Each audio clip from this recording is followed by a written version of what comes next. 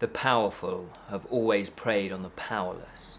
That's how they became powerful in the first place.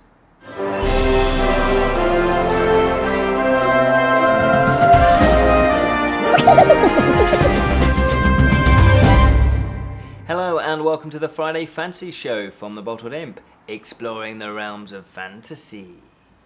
My name is Ken Boyter and today we're going to be taking a look at Series 5 of Game of Thrones. As you probably know by now, these are based on George R.R. Martin's A Song of Ice and Fire novel series. There's 5 novels. This is Series 5, but unlike the previous ones, there's more material now in the TV show than there is in the books. So if you've read all the books like I have, you're getting into territory that you won't know about, that's fresh to you. And that continues Series 6 and Series 7, which is now airing on TV at the moment, which is August 2017 if you're watching this in the future. Anyway, so now we're getting into territory that isn't in the book. So obviously, if you've read the books, this is exciting. Let's find out exactly what's going on in Series 5. Game of Thrones Series 5. What's the setup? Well, I'm not going to be giving any spoilers away because, I like to watch things without any spoilers. I'm sure there are lots of people out there that also want to do that. Maybe we should do at some point a spoiler version so then we can really discuss it and get into the meat of it. But what I will say is the general setup, and obviously if you've been watching Series 1 to 4 you know about this already, it's the struggle for the Iron Throne. If you sit on the Iron Throne, then you control the land of Westeros. Basically, there are 7 kingdoms all vying for this. Various kings and queens think that they are the rightful ruler. There's other subplots going on, one of which, the main one I guess, would be that the White Walkers, maybe a little bit of a spoiler, are marching on the south. They live beyond the wall. There's this huge ice wall in the north that keeps the White Walkers out. They've not been seen for thousands of years. In fact, some people think it's a myth that they're just made up. But no, there's an army of them and they're coming to get the people of Westeros. So you've got that threat that overshadows all the other plots and subplots going on. There are various themes, as you can imagine. Up until now, we have had 40 hours worth of television. That's 40 hours worth of characterization and plot. So it's going to be complex. But what I've found is that each series does tend to concentrate on different themes.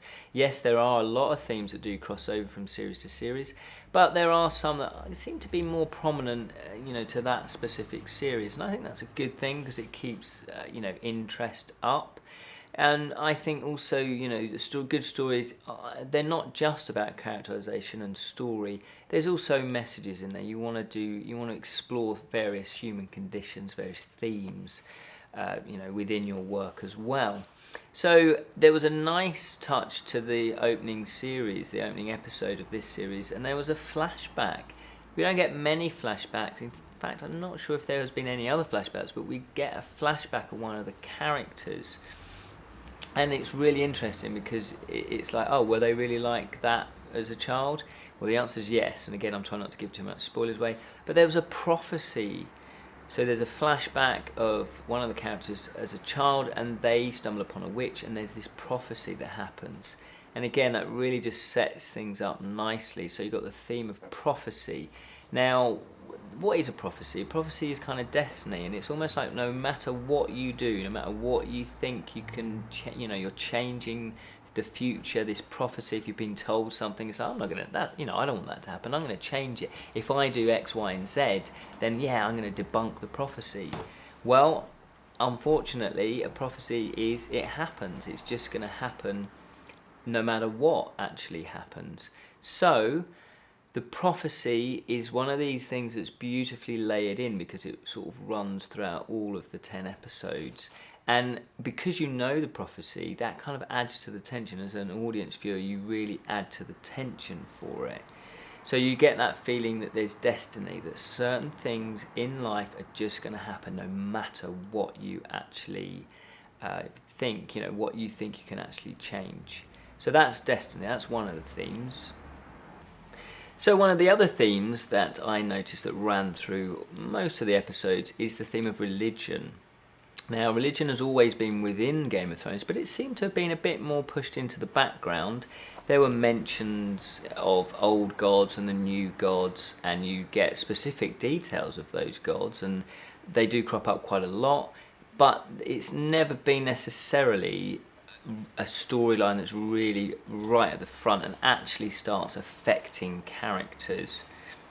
Now, in this series, they've pushed religion right to the fore, and it's in the shape of a new religion that we've not really heard about, which is, in fact, I struggled to find out what the religion was called, but I think they're just known as the Sparrows, and there's the High Sparrow, and they are a faith militant. So they're similar in some respects to the Knights Templars, where they were, they would be fighting warriors who were their cause was to do with religion and faith and God.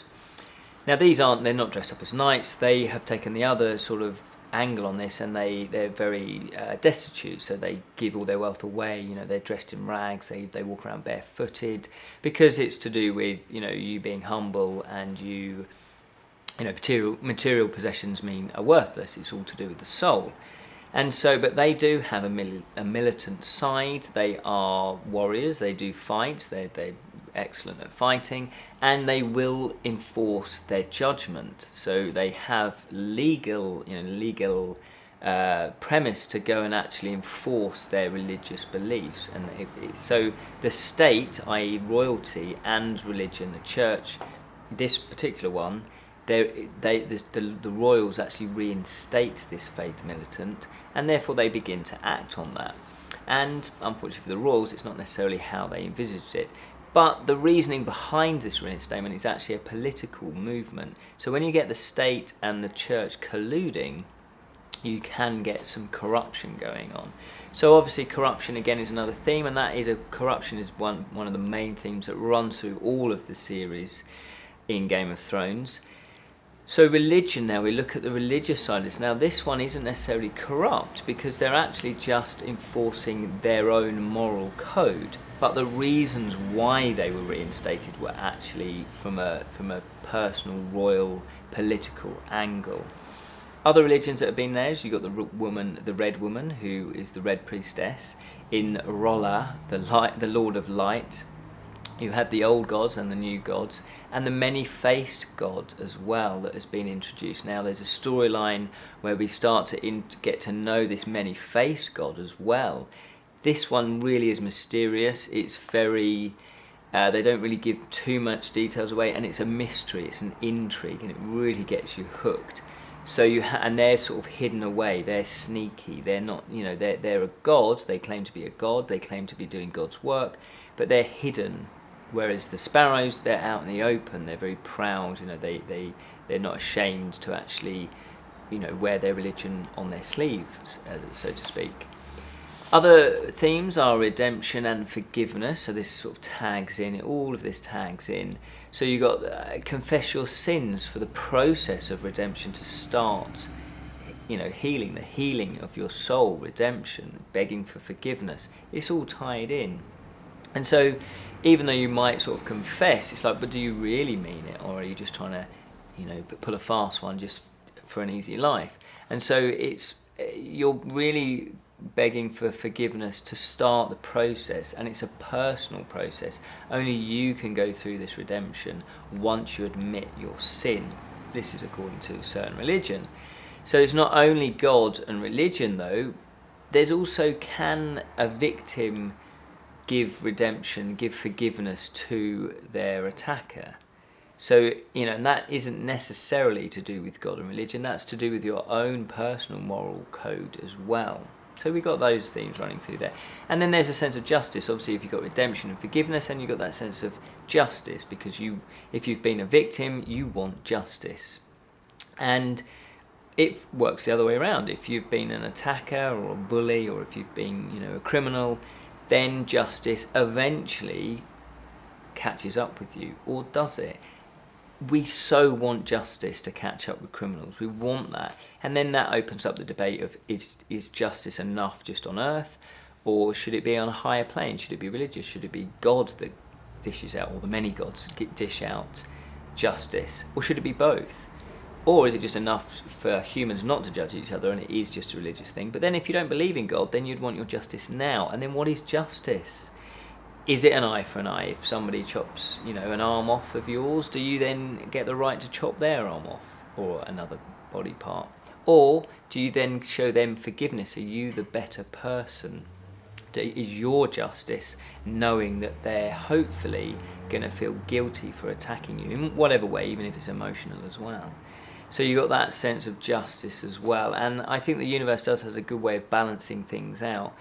You may be a bully, or you may have emotionally, inflicted something, and feel that there's, you've got away with something, and you might do for a long time. Now that justice might come back to you, but not necessarily the victim that gives you justice. So it could be another form of justice, something that isn't connected to your crime, but you, I guess, deep down would say, well, actually, I kind of deserve that. That kind of had that coming. It was owed to me. There's something about the universe righting itself and being balanced as well. Plus, there's symbols are power. Cultures, use symbols, cultural symbols, icons to display power. It shows strength. It shows that they're, a grand nation, that they're intelligent, that they're cultured. So there's the theme of that each culture wants to survive, your own culture. So is it enough to just go in and conquer, physically another race?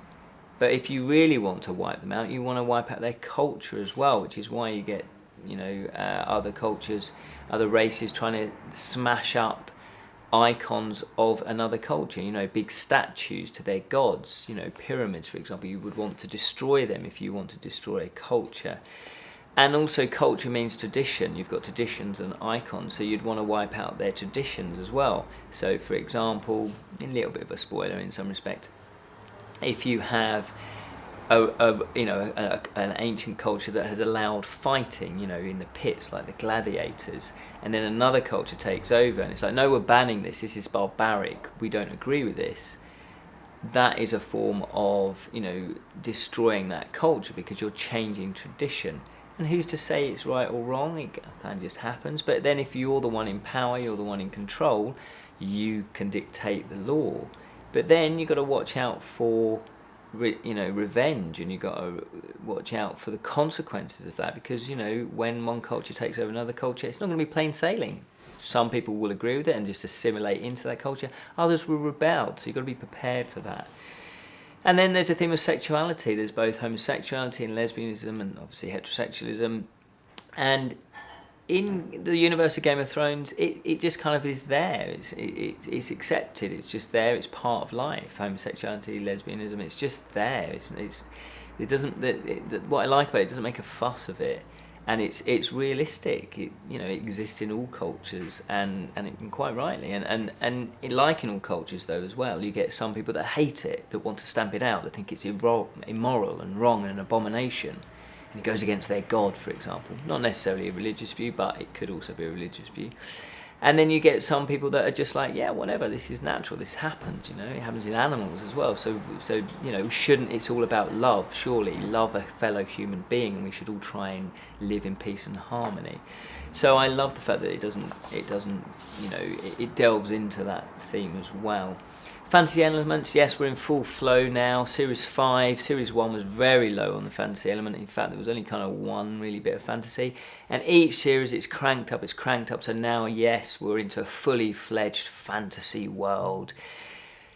I don't want to give too much away, but you've got the dragons. They're flying around. They're big grown up now dragons, and the CGI is amazing on this. You've got the White Walkers, and they're amazing. And in this one, again, I don't want to give too much away, but there is undead. And there's a huge kind of epic scene where there's loads of undead running around. I don't want to give too much away. But they've done an amazing job with special effects. It really is believable. You really feel like you're in this world. There's also something new, which is grayscale, which is like a disease that kind of starts turning you to stone. So that's a little bit, creepy. And again, a new fantasy element. And there's also necromancy starts to creep in. So I love the fact that there's new bits of fantasy, new layers adding and adding. It's not just all thrown out and laid bare in Series 1. There's more to discover about this world. And the reason why the fantasy works so well is because it's like history. It's like you're watching history, because they've set the other parameters of the world so brilliantly, so realistically. Plots and characters. Obviously now we're into, by the end of Series 5, that's 50 hours. They're complex, there's twists, there's turns. You fully feel emotionally connected to all of the characters, even the ones you hate. There's passionate. I don't think there's one character that you go, yeah, they're all right, I could take or leave them. You really either invest in them because you love them and you want them to succeed, or you really hate them and you want justice. You want them to get their comeuppance. Or if you're a little bit, I don't know what the word is, but if you might want to root for the bad guys, and girls, you want them to win in some sort of sadistic way. There's lots of characters come up. There's not just a handful of main characters, and there's new characters that get introduced, and they're just as well-rounded and well-formed as well. And each of them does have their arc. They have their glorious moments, but they have their depth. Most characters go through horrific things, and that's a test of their character, just like it is in real life. It's a test of your character. If you've been knocked for 7 bells, it's how you react to it is a test of your character. And there's one character in particular that, for me, was very passive all the way through, and now, I'm going to give it away slightly, she has started to find her spirit, her rebellious streak. And again, that's beautifully done, because not all characters will, flip and suddenly rebel. So there's every type of human character that you can think of seems to be in Game of Thrones. So it's 40 hours worth. At the end of this, it's 50 hours worth. That's a lot of time to explore the characters, explore the complexities of it all. And they do a massively fantastic job. Again, they sustain the stories. Again, if you've got 50 hours of telly to fill, how do you keep the interest? Well, by characterization and storyline as well. Obviously, the production values are amazing still, and presumably there's more and more money that gets put in this. They won more Emmys, I think, than any other television series in history with this series. I think they won 12 out of their 24 nominations, which is amazing. And it's fully deserved. Amazing. The more I watch this, I've rewatched all of these. I think this is the 3rd time now. I do think this is probably, and I don't want to say this, but it's probably the best fantasy ever.